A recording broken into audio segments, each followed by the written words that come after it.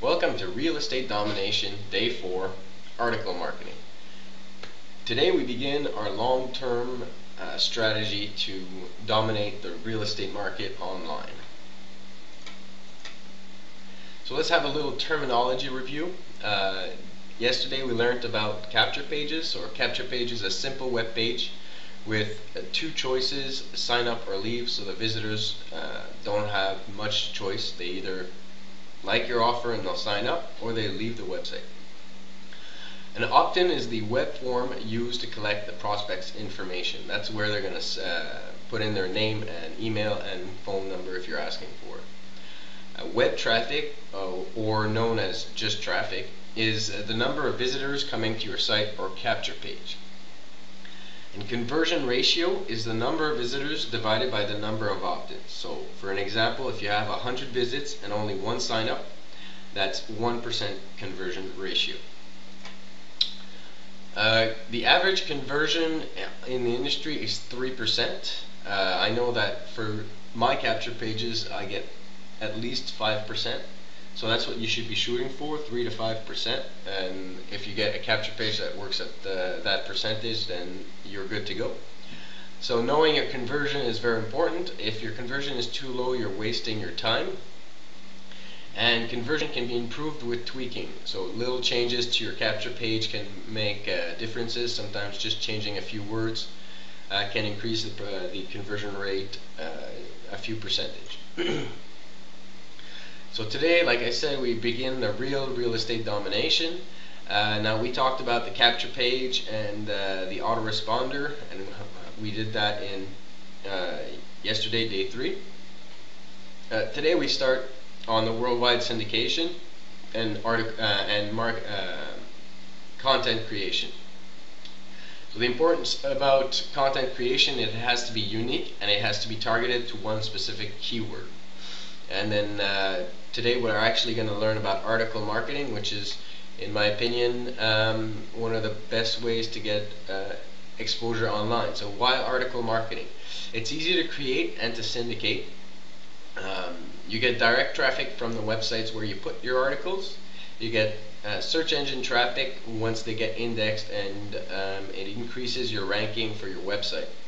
And another benefit, which you can't really control but it's fun when it happens, is other people can syndicate your article. So if they like your article that you posted on the article directories, they can actually use it themselves, and they must publish the article with your links.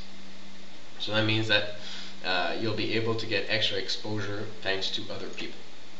So what are keywords? So a keyword is anything that is typed in a search bar. So when you go to Google and you type something, for example, where can I find home prices for a duplex in Montreal? That whole thing is a keyword, and it's called a long tail keyword, or a long keyword. And then you have the short tail keywords, which are, for example, real estate, or your city real estate, that kind of stuff. So search engines always try to match the keywords as closely as possible.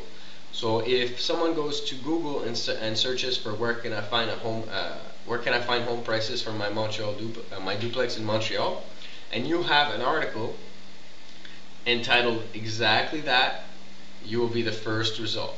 Okay, if there's no other competition for that exact keyword string, then you will be the only result, and they'll give it to you. If Google doesn't have a very exact match, it'll try to match as closely as possible. So in this case, it would try to match duplex Montreal, or home prices duplex Montreal, anything that has to do with that. So what's the difference in the keywords? Well, a short keyword is very hard to get to number 1. If you consider Montreal real estate, there have been people optimizing for that keyword for a long time, so anybody who's on the first page has done a lot of work to be there.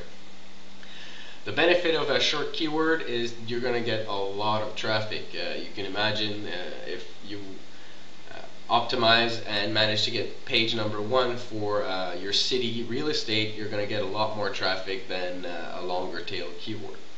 So the long keywords, they're easier they're easy to very easy to rank as number one.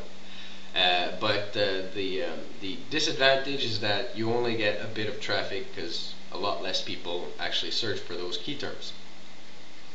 So the key is balance. Okay, you want long keywords that generate enough traffic enough traffic and are easy enough to rank for. Just to give you an example, I'm a big video game fan. When Fallout 3 came out, I was playing it, but there was no map online. There was no map for the game, but in game you could have a map. So what I did is I created a map using the in-game images, and I created a small blog called Fallout 3 Tips at blogspot.com. Let me tell you, when I put that out, no one had SEO'd or optimized their pages for Fallout 3 maps, and the first day it got indexed by Google, I got like something like 30,000 hits that day. And over time, I was getting an average of 15,000 hits a day. Now, in real estate, that's pretty much impossible to get that many hits in a day. But it's just to give you an example that had I tried to optimize for just Fallout 3, I would have never made it. But since I had a keyword that no one had optimized yet, I was able to get on first page for a lot of traffic. Now today that website doesn't get as many hits. I think I average around 3,000 to 5,000 hits a day, but it was still my biggest hit. So your domination strategy. So the best strategy to take to dominate the real estate markets online is to target long tail keywords while building links for short tail keywords. So all the content we create is going to be long-tailed oriented, but every article or video that we distribute will have a link back to increase the ranking for the short-tail keywords for your sites. So over time, you can climb the ranks and you climb the Google pages to get to page number 1 for that short-tail keyword to get you massive amounts of traffic.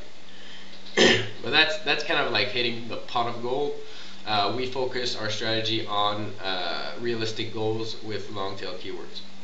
So for example, if each article you create only generates 5 visits a day, okay, that's not much, and it's very doable. Now, not all articles you create will generate 5 visits. Some will have less and some will have more, but the average is about 5. So if you go through the 90 days and you make 1 article a day, 90 articles times 5 visits is going to give you about 450 visits a day. If you have a low conversion at 1%, that's 4.5 leads. The average 3% conversion is 13 leads a day. And if you hit it at 5%, which should be your target, that's 22.5 leads per day.